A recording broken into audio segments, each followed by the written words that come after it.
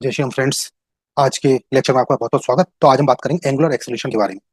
तो एक्चुअल में क्या आता है, देखिए एंगुलर एक्सेलरेशन हम अल्फा से डिनोट करते हैं। अल्फा से डिनोट करने का मतलब है हम इसको नोटेशन इसका अल्फा है अगर, तो ये अल्फा की वैल्यू होती है delta omega upon delta T and this is called average value. Okay, now change in omega and change in time, तो दोनों का रेशो हो गया। अब अगर मैं डेल्टा टी को लिमिट कर दूं जीरो, तो उस केस में ये चीज बन जाती है अल्फा आई। मतलब कहने का मतलब है alpha I is nothing but limit delta T tends to zero delta omega upon delta T. तो this is further equal to D D T, मतलब डिफरेंशियल फॉर्म में आ जाता है। तो अब ये इंस्टेंटेनियस एक्सेलेरेशन हो गया और ये एवरेज एक्सेलेरेशन है। इसकी एसआई यूनिट जहां तक है, हम एसआई यूनिट अगर आपको बताएं तो इसकी यूनिट होती है radian, radian per second square. तो ये आपकी ये बेसिक जानकारी हुई। अब इसमें क्या है, देखिए दो चीजें इंपॉर्टेंट। एक तो ये है कि इफ एल्फा इज पॉजिटिव, मतलब एंगुलर एक्सेलेरेशन अगर पॉजिटिव है तो उस केस में क्या हुआ कि ओमेगा इंक्रीज करेगा, मतलब एंगुलर वेलोसिटी बढ़ रही होगी। और अगर सेकंड केस क्या हो गया, if alpha is negative then omega decreases. तो इसी के आधार पर आप कह सकते हैं इसका डायरेक्शन कैसे पता करेंगे। डायरेक्शन मतलब ये है कि if omega increases then alpha will be along omega, मतलब ओमेगा और एल्फा जो है वो सेम डायरेक्शन होंगे। उसके उलट क्या होगा, if omega decreases then alpha will be opposite, दोनों की डायरेक्शन अपोजिट हो जाएंगे। तो दोस्तों ये बेसिक जानकारी आपको समझ में आ गई होगी। ओके, अब देख लेते हैं ये इसका डायरेक्शन। जैसे मान लीजिए एंटी क्लॉकवाइज डायरेक्शन में चल रहा है, ये पार्टिकल है जो रेड कलर का पार्टिकल है, वो सर्कुलर पाथ में एंटी क्लॉकवाइज डायरेक्शन में किसी एंगुलर वेलोसिटी चल रहा है। तो ये उस संदर्भ में ये सारी चीज मैंने आपको समझाई। अब देखिए एंगुलर जो आपका डिस्प्लेसमेंट है, वेलोसिटी और एक्सीलरेशन है, इनके नोटेशन मैंने आपको जैसे बताया, ये थीटा होता है, इसको डिनोट करते हैं, इसको ओमेगा से डिनोट करते हैं, और ये होता है अल्फा से। तो अगर आप थीटा को डिफरेंशिएट करें, means d theta upon D t, that becomes angular velocity. इसी तरह d omega t upon D t becomes alpha. And further if you are integrating, अगर रिवर्स चल रहे हैं तो alpha d t would get you the value of omega, and further this omega d t would get you the value of this. Okay, तो ये यहाँ पर ये तीनों में आपस में एक संबंध है, तो वो इस तरीके से हम देख सकते हैं। आप देखते हैं एक एक क्वेश्चन है, the angular velocity of a particle is omega is equal to 1.5 t minus 3t square plus 2.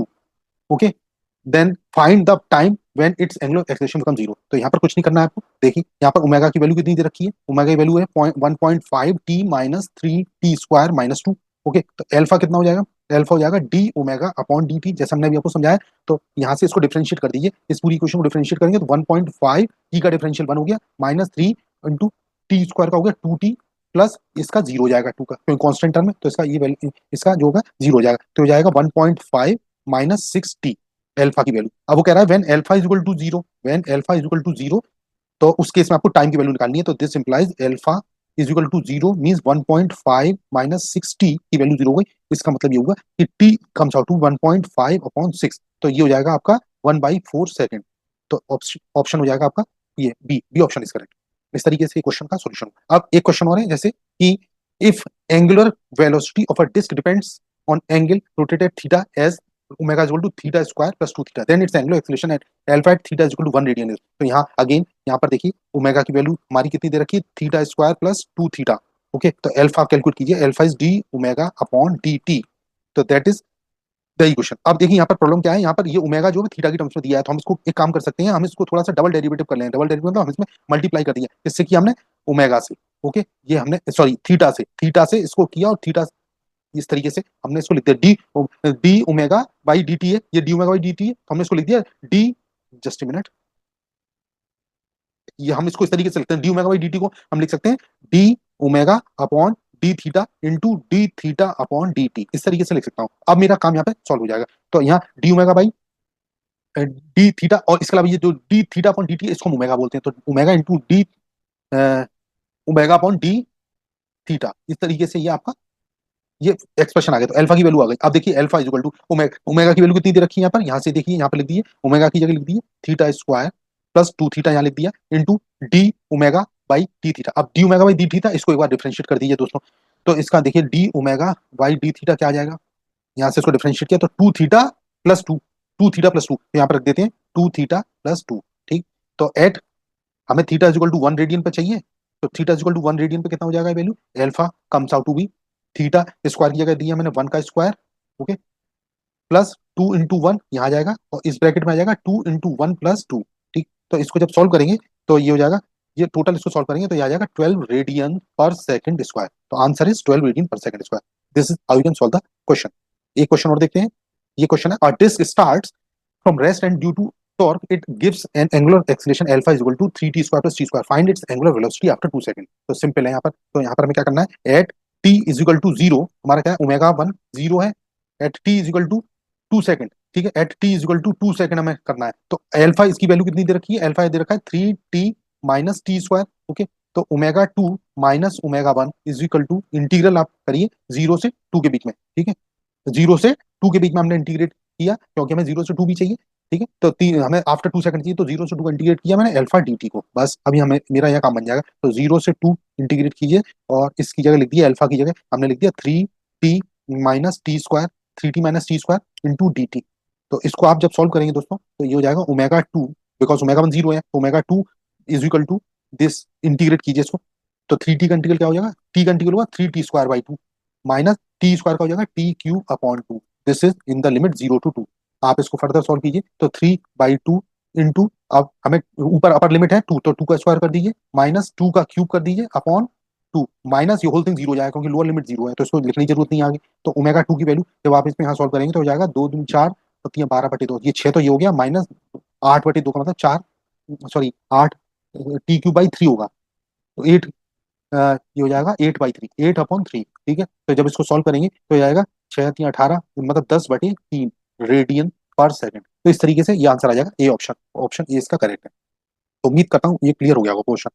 Okay, अब हम इसमें देख लेते हैं नेक्स्ट क्वेश्चन, एक मिनट। ओके, अब हम नेक्स्ट क्वेश्चन है हमारा, नेक्स्ट क्वेश्चन पे जाने से पहले हम थोड़ा बता देते हैं relation between linear and angular acceleration, ठीक है। तो लीनियर और एंगुलर एक्सलेशन में क्या रिलेशन है वो मैं आपको बताता हूँ, ये थोड़ा सा ट्रिकी चीज, इसको अच्छे से समझेंगे। तो ये मान लीजिए सर्किल है, इसका सेंटर ओ है, ठीक है, यहाँ पर ये पार्टिकल का मास एम है मान लीजिए, और ये एंटी क्लॉकवाइज डायरेक्शन में मूव कर रहा है किसी एंगुलर फ्रीक्वेंसी से। अब इसकी लीनियर वेलोसिटी क्या है दोस्तों, यहाँ पर हम देख सकते हैं, यहाँ इसकी लीनियर वेलोसिटी वी है सपोज, ठीक है।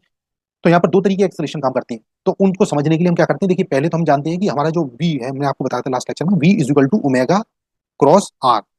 ये क्या होता है, लीनियर वेलोसिटी और एंगुलर वेलोसिटी के बीच में रिलेशन होता है, v equal to omega cross r, मतलब ये क्रॉस प्रोडक्ट है। और ए हमारा जो होता है, ए क्या होता है, D V upon D T. Okay, तो E equal to D V upon D T. अब यहाँ पे क्या करेंगे हम, D V upon D T, अब इसमें हमने वी की जगह हमने लिख दिया यहाँ पर d D t of omega cross r. दोस्तों अब यहाँ इंपॉर्टेंट चीज है ये कि ओमेगा और आर, यहाँ आर क्या है, यहाँ पर आर क्या बेसिकली पोजीशन वेक्टर है, देखिए मैं ये बना रहा हूँ, ये पोजीशन वेक्टर ओ से उस पॉइंट पार्टिकल की तरफ, तो ये आर वेक्टर है, इसका डायरेक्शन भी लगातार चेंज हो रहा है, इसका मतलब आर वेक्टर आपका कांस्टेंट नहीं है, ये वेरिएबल है। दूसरी रही बात इसकी वेलोसिटी, ये एंगुलर वेलोसिटी की, तो एंगुलर वेलोसिटी भी मुझे पता नहीं है चेंज हो रही है या कांस्टेंट है, तो कहने का मतलब है ये दोनों ओमेगा और आर, ये दोनों ही आपके वेक्टर जो है वो वेरिएबल है, इसलिए हम दो वेरिएबल्स का प्रोडक्ट का डिफरेंशियल तो करते हैं, तो क्या करते हैं हम, first differential into second constant plus second into first, तो इस तरीके से करेंगे तो हमारे पास ये आ जाएगा, ए वेक्टर की वैल्यू क्या आएगी, ओमेगा इंटू क्रॉस, इसी ऑर्डर में लिखना है d r upon D t plus d omega upon D t into r vector. Cross product हम उसी तरीके से लिख रहे हैं जैसे लिख रहे हैं, बट हमने यहाँ पर क्या कर दिया है, बस हमने एक काम कर दिया है, यहाँ पर हमने जो किया है वो उसको ओमेगा क्रॉस आर फॉर्म में ही लिखा है, तो ओमेगा क्रॉस, अभी D r upon D T क्या चीज है, ये हमारा वी है, लीनियर वेलोसिटी है, plus d omega upon D T को हम लिखते हैं अल्फा, भी मैंने आपको बताया अल्फा क्रॉस आर। तो यहाँ कहने का मतलब है दोस्तों, यहाँ दो टर्म्स आ गई हैं, देख रहे हैं आप, दो टर्म्स का समीशन है। तो ये जो फर्स्ट टर्म है जिसमें ओमेगा क्रॉस वी लिखा हुआ है, ये आपका कहलाता है आपका सेंट्रीपिटल, सेंट्रीपिटल एक्सलेशन। और ये जो सेकंड वाली टर्म है जिसको हमने लिखा है अल्फा क्रॉस आर, ये कहलाता है टेंजेंशियल, टेंजेंशियल एक्सलेशन, ठीक। तो इसका मतलब हो गया कुल मिला के जो हमारा जो नेट एक्सलेशन होगा इस सिस्टम में, नेट एक्सलेशन ए की जो वैल्यू होगी दोस्तों, वो यहाँ पर क्या होगी, दोनों के रिजल्टेंट के बराबर होगी। मतलब एक तो हमारा ये सेंटीमीटर एक्सलेशन जिसको हम एसी से लिख रहे हैं, और दूसरा हमारा है जो है टेंजेंशियल जिसको हम ए टी से लिख रहे हैं, ठीक है। अब इसको इस डायग्राम में देख लेते हैं किस तरीके से शो करना है। तो हमने ये बताया आपको, ये जो वेलोसिटी है, वेलोसिटी के साथ में, वेलोसिटी के डायरेक्शन में जो जो एक्सलेशन है वो आपका ए टी कहलाता है, ए टी जिसको मैंने टेंजेंशियल एक्सलेशन बोला हुआ है। और ये वाला जो सेंटर की तरफ है जिसको मैं सेंट्रीपिटल बोल रहा हूँ, नाम से मालूम हो रहा है, तो ये एक्सलेशन मेरा जो होगा वो सेंटर की तरफ होगा, ये देखिए सेंट्रीपिटल एक्सलेशन, जिसको मैंने लिखा है एसी से। अब यहाँ देख सकते हैं एटी और एसी के बीच में हमेशा एंगल 90 डिग्री रहेगा, तो इनका मतलब रिजल्टेंट जो होगा, इन दोनों के रिजल्टेंट इस तरीके से होगा, ये कहलाता है आपका ए जो है ओवरऑल नेट एक्सेलेशन। तो यहाँ पर ए की वैल्यू कितनी आएगी, ए की वैल्यू जाएगी under root a c square plus a t square, क्योंकि दोनों 90 डिग्री पर वेक्टर है, तो उनका रिजल्टेंट इस तरीके से आ जाएगा। और अगर मैं इसका डायरेक्शन आपको बताऊं तो डायरेक्शन कैसे निकालेंगे, तो टोटल एक्सीलरेशन है ये, और ओमेगा का डायरेक्शन क्या होता है मैंने बताया था एक्सियल है, तो अगर आप इसको थंब रूल से निकालेंगे तो ये ओमेगा आउटवर्ड्स आएगा, ओमेगा इज आउटवर्ड्स, ये आउटवर्ड डायरेक्शन में आता है। तो इस तरीके से हम कर सकते हैं। अब इनके बेसिस पे हम आपका फोर्स भी निकाल सकते हैं। तो फोर्स जो होता है, जैसे सेंटीपिटल फोर्स आपको निकालना है तो उसमें मास, जो पार्टिकल का मास दे रखा है एम, उसमें आपने सेंटीपिटल एक्सीलरेशन से मल्टीप्लाई किया तो ये सेंटीपिटल फोर्स आ जाएगा। इसी तरीके से आप अगर टेंजेंशियल फोर्स निकालना चाहते हैं तो आपका उसमें मास में उसके टेंजेंशियल एक्सीलरेशन से मल्टीप्लाई कर दीजिए, तो इन दोनों की मदद से आप नेट फोर्स भी निकाल सकते हैं दोस्तों। तो नेट फोर्स की वैल्यू जो होगी वो होगी आपकी नेट एक्सीलरेशन, मतलब जिसको मैंने कहा है आपका एम इंटू नेट एक्सीलरेशन, मतलब ये वाला जो एक्सीलरेशन है, इस तरीके से हम कैलकुलेट कर सकते हैं। तो ये कुछ बातें थी आपकी लीनियर और एंगुलर एक्सीलरेशन के बारे में। तो आज का वीडियो यहीं तक, अगले वीडियो में आपसे फिर मिलता हूँ, तब तक के लिए थैंक यू एंड जय श्री राम।